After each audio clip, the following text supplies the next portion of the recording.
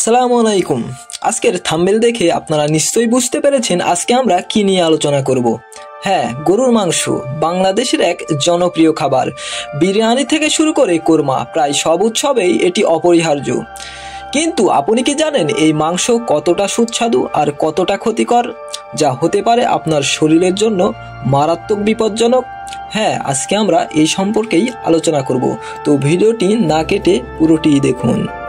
প্রথমত, গরুর মাংসে প্রচুর পরিমাণে স্যাচুরেটেড ফ্যাট থাকে। গবেষণায় দেখা গেছে যারা নিয়মিত লাল মাংস খায় তাদের হার্ট অ্যাটাক বা স্ট্রোকের ঝুঁকি অনেকাংশেই বেড়ে যায়।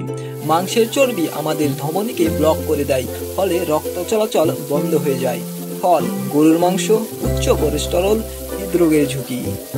খবরটা শোনার পর আপনি হয়তো গরুর মাংস খাওয়া ছেড়েই দেবেন।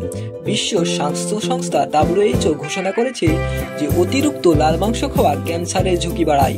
বিশেষ করে কোলন ক্যান্সারের জন্য গরুর মাংস সরাসরি দায়ী।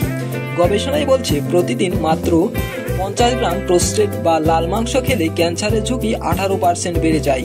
একটু ভাবুন তো, তাহলে কতটা ক্ষতিকর হতে পারে একটি গরুর মাংস। গরুর মাংসে থাকা অতিরিক্ত প্রোটিন আমাদের শরীরে ইনসুলিন রেজিস্ট্যান্স বাড়াতে পারে, ফলে টাইপ 2 ডায়াবেটিস ঝুঁকি বেড়ে যায়। এছাড়াও অতিরিক্ত প্রোটিন শরীরের কিডনির উপর অনেক চাপ সৃষ্টি করে, যা দীর্ঘমেয়াদী কিডনি ফেইলিওর পর্যন্ত ঘটাতে পারে। আর ডায়াবেটিস কতটা মারাত্মক সেটা আপনারা অবশ্যই জানেন, কারণ সকল রোগের মা বলা হয় ডায়াবেটিসকে।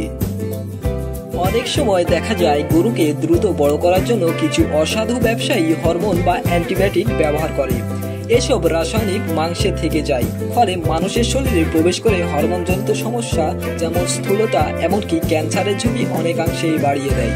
আর আপনাদের বাংলাদেশি মানুষের সততা সম্পর্কে বলে দিতে হবে না। এখন প্রশ্ন হলো, সমাধান কি?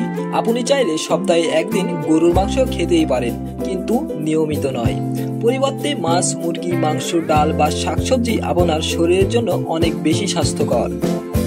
তো গরুর মাংস সুস্বাদু, কিন্তু অতিরিক্ত খাওয়া মানে বিপদকে ডেকে আনা। তাই সচেতন হন, স্বাস্থ্যকর খাবার খান এবং দীর্ঘজীবী হন।